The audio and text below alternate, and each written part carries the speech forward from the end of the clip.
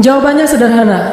Karena kita membandingkan diri kita dengan orang-orang lain, atau nggak usah diri kita deh, kita membandingkan nasib orang beriman dengan nasib orang yang tidak beriman, sama-sama menggunakan dunia.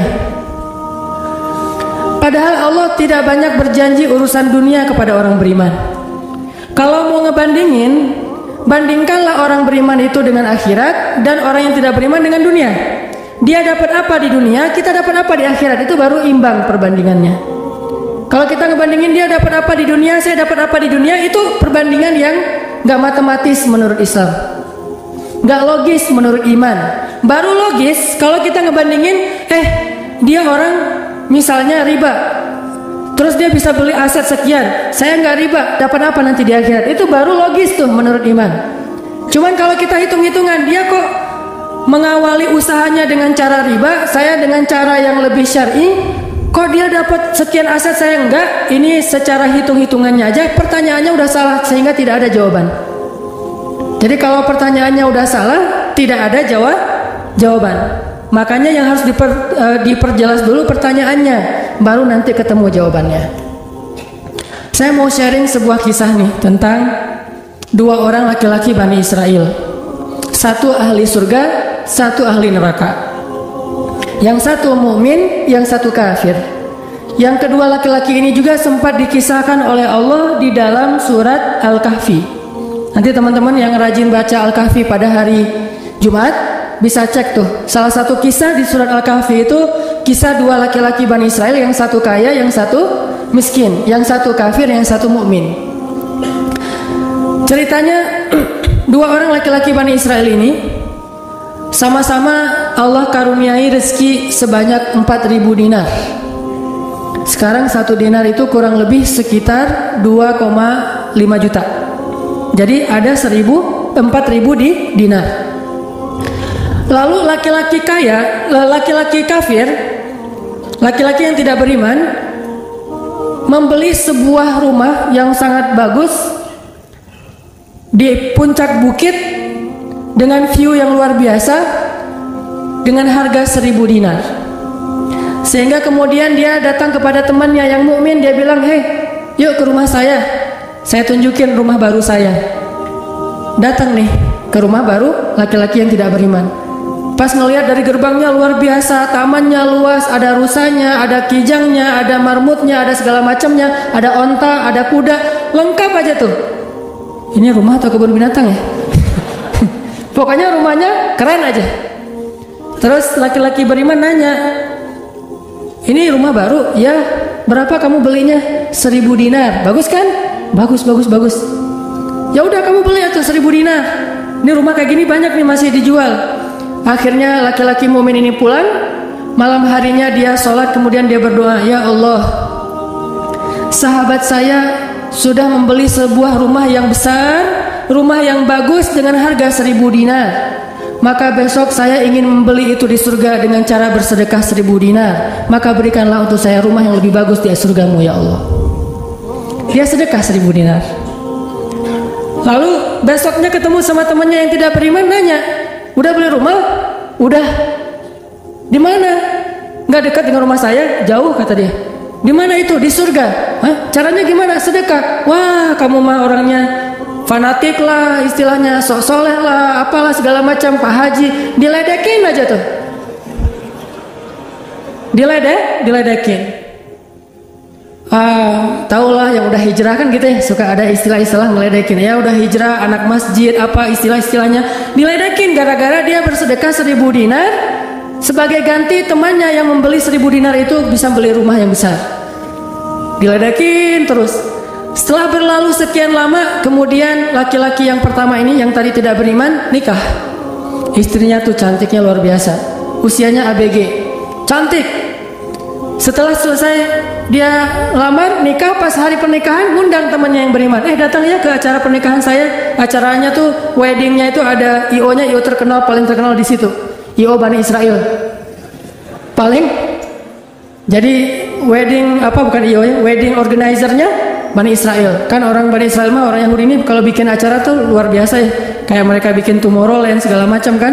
Jadi bikinlah wedding organizer ini bikin acara wedding yang luar biasa, menghabiskan berapa? Kalau sekarang mungkin di TV-TV itu suka diumumin biaya weddingnya itu berapa miliar kan, suka gitu tuh. Nah dia ngumumin.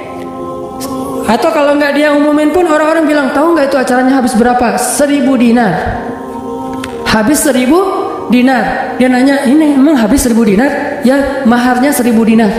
Mahar si cewek cantik. Cewek paling cantik di kota itu aja. Tidak ada lagi cowok kecuali pernah suka sama tuh cewek. Tapi dia dapat gara-gara punya uang 1.000 dinar. Saya pernah guyon sama istri saya, nanti kalau anak kita nikah maharnya nggak usah mahal-mahal. 2 miliar aja. 1 miliar buat dia, 1 miliar buat bapaknya. Nah 1.000 dinar. Udah gitu dia pulang nih orang beriman. Malamnya dia tahajud, dia berdoa kepada Allah, ya Allah, teman saya udah nikah, nah saya mau masih gini aja. Tuh ya, ini pedoman buat teman-teman ya. Kalau ada yang ngasih kartu undangan, tanya maharnya berapa? Maharnya 10 juta. Waduh, saya pas nih 10 juta. Bilang ke Allah, ya Allah, sama kayak dia, saudara saya, teman saya sudah menikah dengan mahar 1.000 dinar, dan saya masih punya. Saya ingin melamar bidadari di surga dengan 1.000 dinar. Nikahkanlah saya dengan bidadari paling cantik di surga, ya Allah. Ini 1.000 dinarnya, sedekah 1.000 dinar. Temannya punya anak, ceritanya pas lagi reuni SMP gitu ya. Lagi reunian, tanya, kok masih sendiri aja? Enggak sendiri, cuma nggak dibawa. Itu trik menjawab pertanyaan yang nyelekit tadi. Loh, kok kamu sendiri, nggak ditemenin sama si dia? Enggak, lagi nggak enak badan. Nggak dibawa katanya. Loh, kok nggak dibawa? Soalnya masih di surga.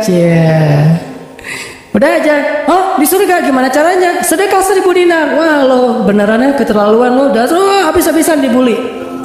Dibully habis-habisan gara-gara dia nggak melamar cewek dengan 1.000 dinar, malah pakai sedekah untuk melamar bidadari hurul ain. Baca surat Ar-Rahman paragraf terakhir tentang hurul ain. Fihinna qasiratut tarfi lam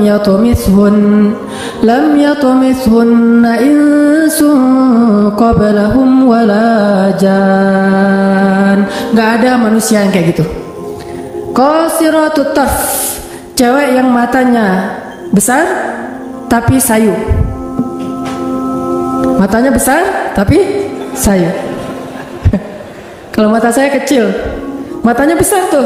Orang sekarang kan banyak pengen mata besar, sampai diedit dulu di B berapa tuh aplikasi teh, nah itu di Fotoras lah, apalah, diedit supaya matanya disobek dikit bagian ininya jadi besar gitu ya. Dikasih eyeshadow, dikasih apa segala macam supaya matanya besar. Kenapa? Mata besar itu simbol dari kecantikan. Makanya bidadari itu bahasa Arabnya hurul ain, yang matanya besar.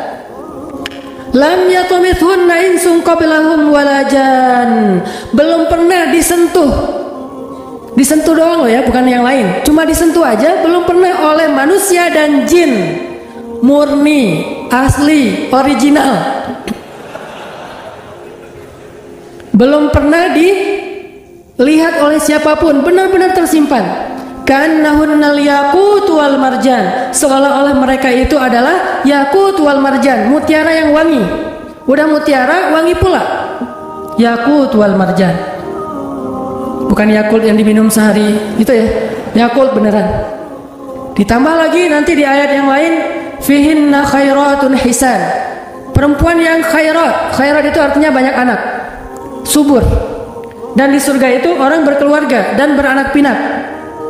Sehingga seseorang ketika pengen punya anak langsung punya anak, tidak perlu 9 bulan hamil dan gak perlu juga sesar.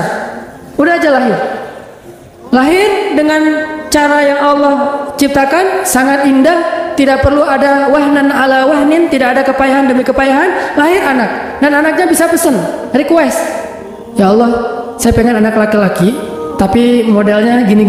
Nah bisa. Kalau di dunia kan gak bisa request, terima aja apa adanya ya. Wah gini ternyata nggak mirip. Cuma di dunia di akhirat mah bisa request segalanya, sesuatu juga bisa request. Udah aja kayak gitu, hurul ain. Sehingga dia tahu gimana pun cewek ini cantik, tidak pernah bisa mengalahkan satu hurul ain. Seandainya jemari hurul ain, jari kelingking doang dikeluarin dari surga ke dunia, maka cahaya matahari akan tertutup oleh cahaya jari kelingkingnya hurul ain. Kalau hurul ain sempat keluar dari surga, jatuh ke bumi, kau bidadari jatuh dari langit gitu kan ya. Nah, jatuh tuh ke bumi beneran, maka nafasnya, satu kali dia bernafas, semua manusia akan mati karena tergila-gila kepada dia. Harumnya nafas hurul ain. Gak usah dibayangin, ntar makin gak bisa tidur. Sekedar ilustrasi doang nih. Akhirnya dia lamar tuh hurul ain dengan sedekah 1000 dinar. Udah aja sih kayak gitu. Dan dia merasa, alhamdulillah saya lebih beruntung dari dia, saya lebih beruntung dari dia. Gitu matematika mukmin. Baru setelah beberapa tahun, teman yang pertama tadi yang tidak beriman beli kebun yang sangat luas. Lalu ngajak lagi teman yang beriman, yuk ke kebun saya. Kamu udah punya kebun? Udah, datang aja. Kamu tahu nggak nih kebun yang saya beli berapa? 2000 dinar. Kebun kurma yang sangat luas, yang di dalamnya ada mata airnya sendiri, yang tidak, seolah-olah tidak ada batas ketika kita memandangnya. Terus sepanjang mata memandang. Kebun kurma yang rindang, 2000 dinar.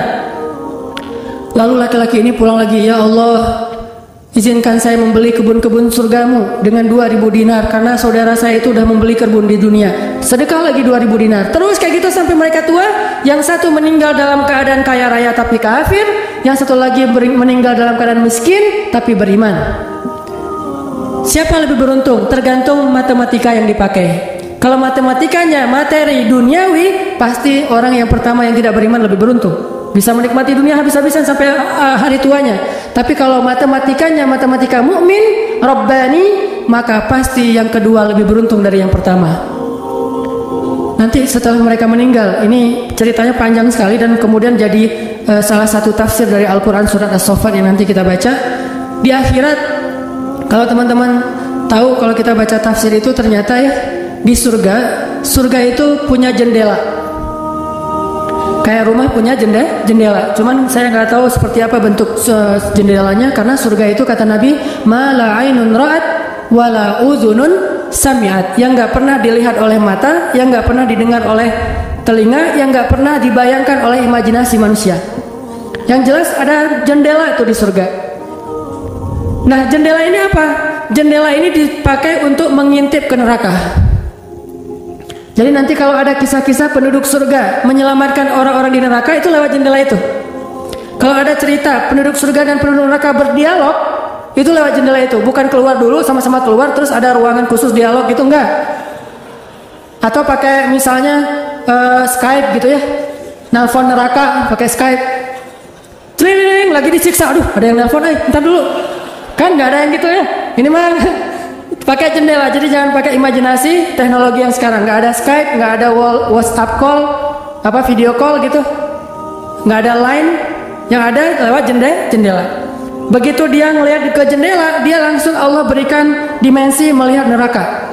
Langsung Allah kasih ruang untuk bisa melihat neraka. Di neraka itu dia akan bertanya kepada malaikat neraka, ngasih kayak kertas gitu, tolong cariin yang namanya ini, cariin. Oh ya, ini masa nggak kenal kayaknya di surga. Emang siapa? Hanan Ataki. Penduduk malaikat neraka mah nggak kenal. Amin, aminin atuh. Mudah-mudahan semua kita tidak dikenal di neraka, dikenal di surga insya Allah. Kalau ini mah nggak boleh hore, ini serius nih. Udah aja ngasih nama gitu ya ke malaikat penjaga neraka. Kenal nama ini nggak? Oh ntar dulu nanya ke yang lain. Kenal nama ini nggak? Wah ada tuh yang di pojok sana tuh lagi dihabis-habisin sama malaikat. Udah malaikat yang itu bawain sini gitu. Pas dibawain ternyata itu adalah laki-laki tadi yang di dunia saling bersaing dalam memperkaya diri. Satu memperkaya diri di dunia, yang satu lagi memperkaya diri di akhirat. Bro, gimana nasib lo sekarang? Waduh, saya sekarang disiksa segala macam, dia ngaku kesalahannya. Lo kamu gimana? Dulu kamu katanya beli rumah di surga, terus nikah di surga, terus beli kebun di surga, udah dapat. Wah, bukan dapat lagi. Ternyata 1000 dinar itu bukan satu istana loh, bro. 1 dinar itu sekian ribu istana. Sekarang saya 1000 dinar, bayangin aja. Gitu. Makin sakit kan ya?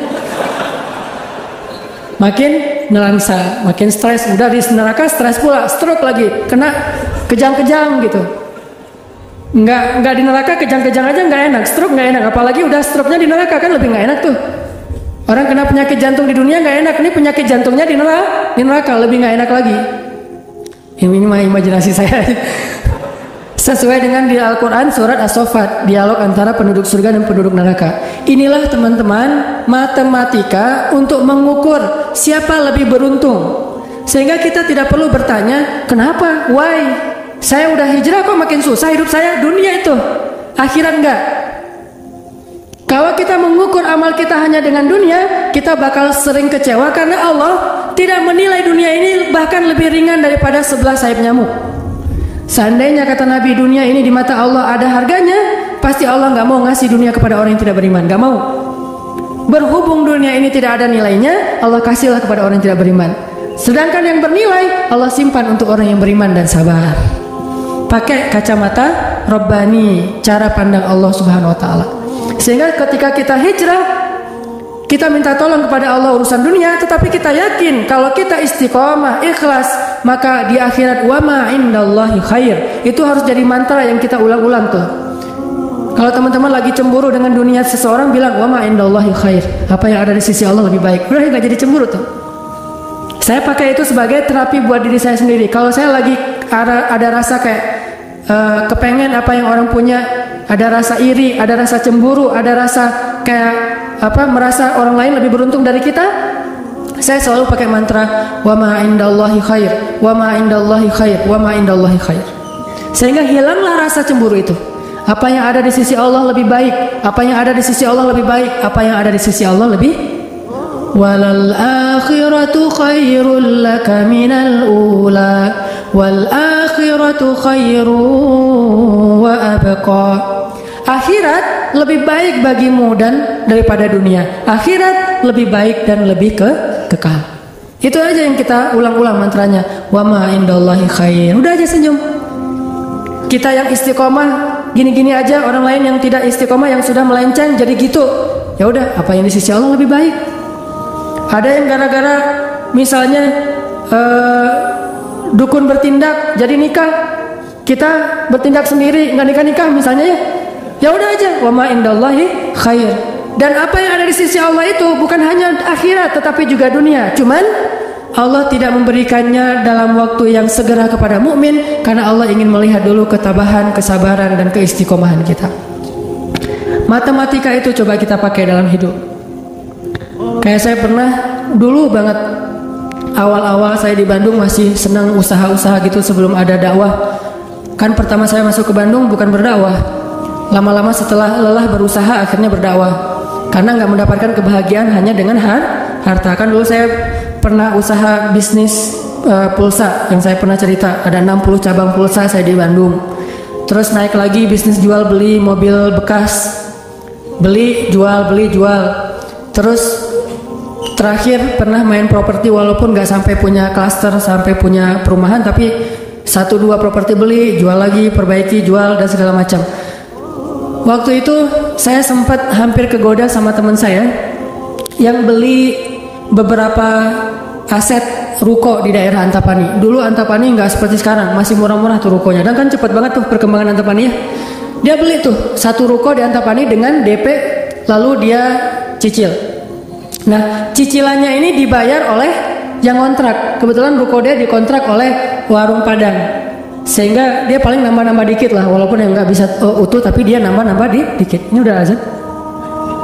Udah? Oh, nanti ceritanya next, insyaallah habis sholat isya. Barakallah. Bismillahirrahmanirrahim. Tadi sampai di mana teman-teman? Oh ya, Antapani ya, sampai Antapani. Nah waktu itu nggak ada basa-basi, langsung aja Bismillahirrahmanirrahim. Teman-teman kita lanjutkan sampai di Antapani. Jadi teman saya tuh ada yang investasi dengan beli salah satu ruko di Antapani dengan cara nyicil DP, terus yang bayar cicilannya itu adalah yang kontrak. Kalau nggak utuh pun dia tambahin sedikit lah. paling nambahin 500.000 sebulan. Setelah kurang lebih 3 tahun, akhirnya itu udah lunas, dia bisa nge-DP-in lagi yang baru. Setelah sekitar 5 tahun berjalan, saya ketemu lagi sama dia. Dia bilang, ini semuanya udah ruko saya nih. Udah ada sekitar 6 ruko yang dia punya, dan setengahnya dipakai sama Alfamart, sisanya dipakai ada warung Padang, ada apa di situ. Sehingga dengan cara dia bisa cepat berkembang. Saya di awal menganggap diri saya itu agak-agak idealis. Anggapan pertama, aduh saya ini kayaknya terlalu idealis kali ya gitu. Mulai galau kan, mulai tidak istiqomah. Jangan-jangan saya terlalu kaku nih dalam agama. Lagi nyari-nyari dalil mana nih yang membolehkan gitu kan ya. Biasalah, apalagi ustadz kan bisa ngotak-ngatik gitu kan. Sampai bisa menemukan dalil boleh, tapi nggak nemu. Akhirnya yang bisa menguatkan hati apa? Wa ma indallahi khair. Apa yang ada di sisi Allah lebih baik. Kalau mau kayak gitu, mungkin sekarang saya udah punya juga beberapa ruko. Tapi karena nggak bisa dengan cara seperti itu, akhirnya ya punya itu aja dan tidak berkembang secara duniawi. Tetapi saya yakin mudah-mudahan dengan itu kita berinvestasi di akhirat. Makanya ini matematika harus jadi pola pikir kita, harus jadi mindset, persepsi kita dalam hitung-hitungan amal. Sehingga ketika kita belajar Islam, mulai bertaubat, mulai berhijrah, lalu Allah Subhanahu wa taala seolah-olah lebih memanjakan orang lain yang belum berhijrah, yang belum bertobat daripada kita dengan dunia. Katakan wa ma indallahi khair. Apa yang ada di sisi Allah lebih baik. Katakan bahwa wal akhiratu khairun wa abqa. Akhirat lebih baik dan lebih kekal.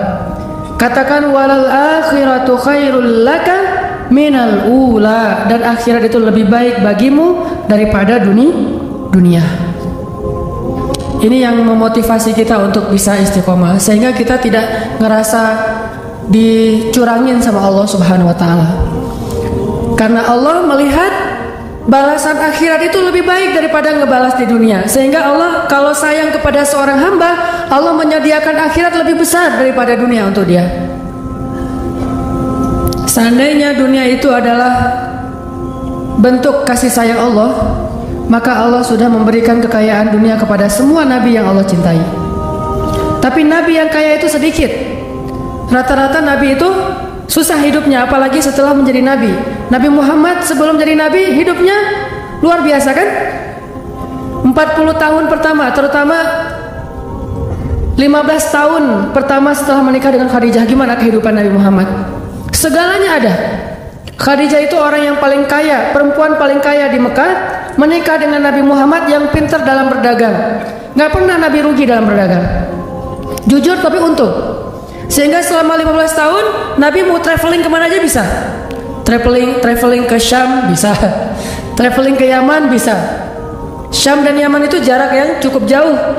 Mau ngapain aja bisa. Punya ternak yang sangat banyak, punya kebun kurma yang luas sekali dan segala macam. Rumahnya rumah terbaik di kota Mekah. Hidup selama 15 tahun dalam kenikmatan. Begitu jadi nabi, langsung kayak terjun payung, cepat sekali. Sampai akhirnya Khadijah wafat ketika Nabi masih di Mekah dalam keadaan hampir tidak punya warisan apa-apa. Jadi kurang dari 13 tahun jatuh miskin, fakir. Sampai ketika hijrah ke Madinah, Aisyah curhat. Apa kata Aisyah? Di rumah Rasulullah itu lebih dari 1 bulan tidak ada asap di dapur. Dalam keadaan tidak pernah masak selama berbulan-bulan. Soalnya kalau kita mah beli warung Padang, jadi nggak perlu masak ya. Kenapa itu rumah nggak pernah masak? Yalah, soalnya dia punya warung, jadi masaknya di warung, tinggal dibawa aja ke rumah. Nabi benar-benar nggak pernah masak tuh. Coba bayangin, pernah nggak Nabi bilang gini ke Allah, Allah, lah saya kan kerjanya sama Allah, kok malah jadi kayak gini, hidup saya jadi susah gini? Enggak pernah Allah Nabi mengatakan demikian. Kenapa? Karena Nabi tahu logikanya.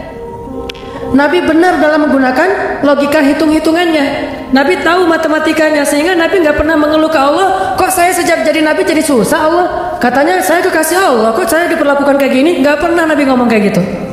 Kalau Nabi aja kekasih Allah malah jadi susah gara-gara jadi kekasih Allah secara duniawi, tidak pernah mengeluh. Terus siapa kita mau mengeluh dan menuduh Allah dengan tuduhan-tuduhan yang tidak benar?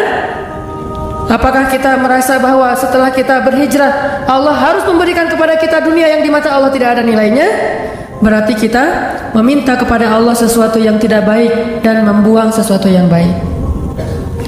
Itulah yang dulu pernah dinasihatkan oleh Musa kepada Bani Israel di dalam surat Al-Baqarah. Coba teman-teman lihat di surat Al-Baqarah itu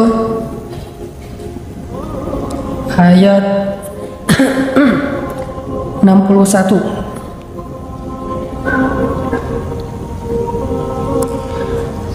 A'udzu billahi minasy syaithanir rajim.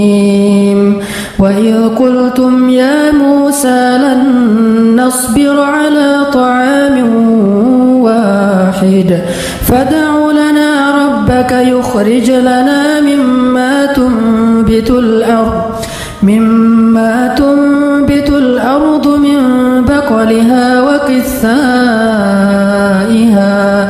وقثائها وفومها وعدسها وبصلها.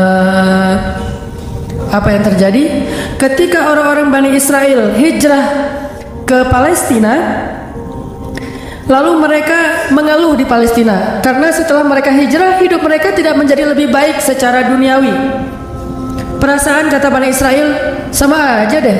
Sejak kita hijrah, sejak kita masuk agama Yahudi, sejak engkau datang Musa, sawa'un alaina, nasib kami sama aja nih. Sebelum kamu datang dan setelah kamu datang, nasib kami tetap aja susah wahai Musa. Ini logika Bani Israel. Makanya banyak Bani Israel itu yang kufur kepada Allah karena pakai logika ini. Logika 2 tambah 2 4. Itu logika Bani Israel. Kalau dalam urusan agama, beda kalau dalam urusan matematika. Jangan bilang, "Dek, 2 tambah 2 berapa?" 4. Bani Israel. Jangan. Itu mah matematika. Kalau dalam urusan agama itu logika Bani Israel. Mereka selalu menghitung-hitung itu dengan logika matematika duniawi. 2 tambah 2 4. Sehingga mereka selalu mengeluh, "Ya Musa, sama saja nasib kami engkau datang dan engkau tidak datang dulu, sama-sama susah. Terus apa baiknya dengan kedatangan wahai Musa?" Mereka menghitung kebaikan itu hanya dari sisi materi saja. Padahal kedatangan Musa telah mengeluarkan mereka dari perbudakan kalau mau dihitung lebih jujur bahwa di urusan dunia. Kedua, dengan kedatangan Musa mereka akhirnya diselamatkan dari kejahatan dan kekejaman Firaun yang membunuh anak laki-laki mereka dan memperbudak anak perempuan. Apakah mereka lupa? Afala ta'qilun ya Bani Israel? Tidakkah kalian berpikir wahai Bani Israel? Ditambah lagi dengan janji Allah untuk Bani Israel, Allah bukakan langit dan bumi untuk Bani Israel. Bayangin Bani Israel lagi hijrah nih dari Mesir ke Palestina, di tengah jalan haus. Musa haus ngadu. Hashtag semuanya viral, haus Bani Israel. Hashtagnya haus. Akhirnya Nabi Musa berdoa kepada Allah, "Ya Allah, beri mereka air." Keluarlah mata air satu untuk Bani Israel yang ada 12 suku. Berapa? 12 gitu? Lupa ya gitu deh. Oh ini. Ya 12. Isnata asyara aina. 12 suku. Pakai satu mata air. Udah gitu karena Bani Israel ini orangnya nggak bisa teratur hidupnya, suka nggak bisa ngantri, nggak bisa teratur, nggak sabaran, pokoknya tamak aja. Begitu keluar satu mata air, mereka ada 12 suku berantem. Ini gua duluan nih, siapa lo? Rame aja antara Bani Israel. Cuma bahasanya saya nggak ngerti, Ibrani, bukan siapa lo. Udah aja gitu, rame sesama Bani Israel. Akhirnya mereka ngeluh lagi, "Musa, masa sih satu mata air? Ini rebutan nih, daripada kita nanti rame, daripada putus silaturahim, doain dong, minta 12 mata air." Nabi Musa berdoa lagi. Akhirnya keluar 12 mata air. Dimanja banget sama Allah. Udah keluar 12 mata air, mereka minum. Jalan lagi. "Musa, dari kemarin kita makannya perasaan roti wae, gak ada daging gitu Musa?" "Nanya daging. Ini kayaknya nih buffetnya nggak internasional nih, Asian food gitu, nasi gitu ya. Saya pengen sekali-kali dong Musa cari yang buffet yang international food gitu." Akhirnya Allah kasih man nawassal, kasih burung datang sendiri untuk disembelih. Datang tuh burung terbang depan Bani Israel, nunduk langsung gini. Enggak. Coba burung Bani Israel. Coba ada nggak burung kayak gitu sekarang? Bebek gitu ya. "Pak, hari ini kita masak bebek." "Oh boleh. Bebek." Datang si bebek teh. Yaitu ayam datang. Nggak ada kan sekarang kan ya? Allah tundukkan burung yang liar kepada Bani Israel. Datang untuk disembelih. Disembelih langsung dibakar. Terus makan. Kemudian keluar lagi makanan-makanan luar biasa. Datang dari langit seperti datang kepada Maryam alaihissalam. Masih ngeluh juga. Terus jalan lagi. Musa, haredang cenah. Panas. Datang awan menaungi Bani Israel. Mana ada manusia, bangsa di muka bumi ini selain para nabi yang dinaungi awan sepanjang perjalanan coba, kecuali Bani Israel dan orang-orang modern yang pakai kendaraan udah tertutup ya. Kalau dulu mah Bani Israel kemana mereka pergi awan ngikutin. Wan, sana ya kata awan saya. Bukan si Iwan, awan. Udah aja jalan. Bani Israel mana? Kadang-kadang suka iseng. Nih lihat ya awannya nih, ikutin kita nggak ya? Lari ya, lari. Awannya ikut lari. Namanya Bani Israel iseng. Tapi Allah masih diakal-akalin sama mereka kan?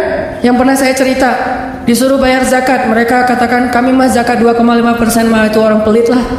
Kalau zakat mah nggak usah tanggung-tanggung 2,5%, 10% kan Islam 2,5%, Nasrani 10%, Bani Israel 100%. Hah?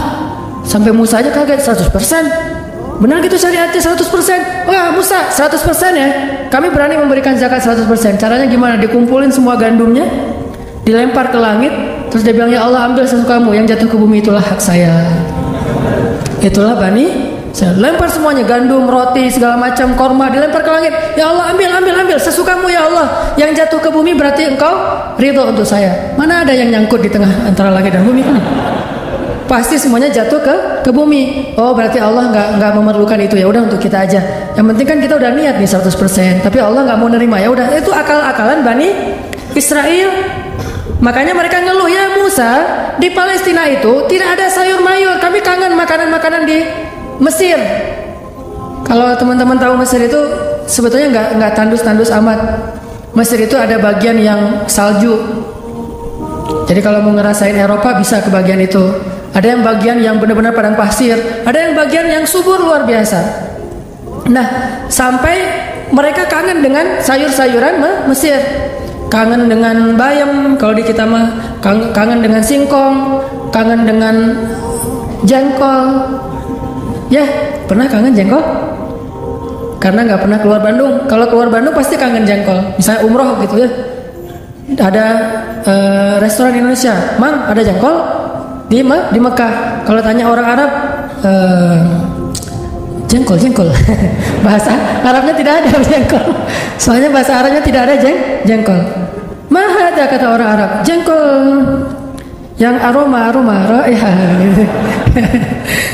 Intinya orang Bani Israel kangen dengan makanan Mesir. Terus apa kata Nabi Musa? Qala atastabdiluna alladhi huwa adna billadhi huwa khair. Apakah kalian meminta untuk menukar sesuatu yang buruk dengan sesuatu yang lebih baik? Maksudnya apa? Kenapa kalian ingin dibayar oleh Allah dengan dunia ketika kalian beriman? Kalau mereka Bani Israel itu kalau beriman hitung-hitungan banget. Habis beriman harus rezekinya berlimpah. Habis beriman harus terbebas dari segala masalah. Habis beriman harus dimanjain banget dunianya. Itu pola pikir Bani Israel. Sedangkan para nabi dan orang-orang yang beriman gak kayak gitu cara berpikirnya. Setelah beriman Allah uji, maka mereka mengatakan ini untuk melihat apakah saya jujur dalam iman atau munafik. Seperti kata Bilal, ketika Bilal beriman dengan qadarullah dia ketahuan imannya oleh tuannya Umayyah bin Khalaf. Lalu disiksa oleh Umayyah bin Khalaf. Setelah disiksa berhari-hari, Umayyah ngomong gini, Bilal, mana Tuhan kamu? Coba lihat tuh, kamu disiksa-siksa, Tuhan kamu gak pernah ngebelain kamu, Muhammad juga gak pernah ngebelain kamu. Jadi kamu tuh sebetulnya kasihan, tinggal sendiri, gak pernah dibelain oleh siapa-siapa. Kalau gak saya nyelamatin kamu, kamu akan celaka, wahai Bilal. Apa kata Bilal? Ya Umayyah, udah gak bilang lagi Tuhan, dia emang udah beriman, gak ngomong lagi Tuhan, gak ngomong lagi gitu. Kalau saya diuji atau disiksa karena keimanan saya, itu berarti Allah ingin melihat kesabaran saya. Maka kalian akan melihat sabar saya lebih kuat daripada sabarnya orang Arab. Karena orang Arab Mekah itu terkenal dengan keteguhan dan kesabarannya. Saya akan lebih sabar daripada laki-laki Arab dan akan lebih kuat daripada gunung Uhud. Bilal tahu itu. Jadi bukan ya juga ya Umayyah, udah deh balik lagi aja kayak dulu. Enggak, Bilal mah gak ngomong kayak gitu. Kan orang suka pundung gitu ya, pundung fisabilillah. baru hijrah Allah kasih ujian pundung. Aduh, sama aja, udah hijrah nggak hijrah tetap aja nggak bisa dapat jodoh. Nah gitu kan, akhirnya udahlah sekalian kayak dulu aja. Aduh sama aja, ternyata udah rajin ngaji belum kelihatan juga ke atas, masih aja nggak ada yang kecantol misalnya kan ya. Aduh udah rajin udah pindah kerjaan, tetap aja belum dapat kerjaan yang lebih baik. Kata Allah, wa may yattaqillah yaj'al lahu makhraja. Mana? Wa yarzuqhu min haitsu la yahtasib. Mana tuh? Jawabannya Allah berikan itu setelah Allah lihat kesabaran kita. Kalau Allah belum melihat kesabaran kita, Allah nggak akan kasih apa yang Allah janjikan. Karena yattaqillah bukan hanya taubat tetapi sabar, itu satu paket. Takwa itu at-ta'ah was sabr, itulah takwa. Taat dan sabar itulah takwa. Wa may yattaqillah, siapa yang taat lalu sabar, baru Allah janjikan yaj'al lahu makhraja wa yarzuqhu min haitsu la yahtasib. Wa may yattaqillaha yaj'al lahu min amrihi yusra wa may yattaqillaha yukaffir anhu sayyi'atihi wa yu'zim lahu ajra. Itu semua janji Allah bagi orang yang takwa, dan takwa itu taat dan sabar. Kalau taat doang tapi nggak sabar, pundung tadi, maka Allah tidak punya janji apapun dengan dia. Ini logika yang dipakai oleh Allah, hitung-hitungan matematikanya Allah Subhanahu wa taala, sehingga kita tidak kecewa.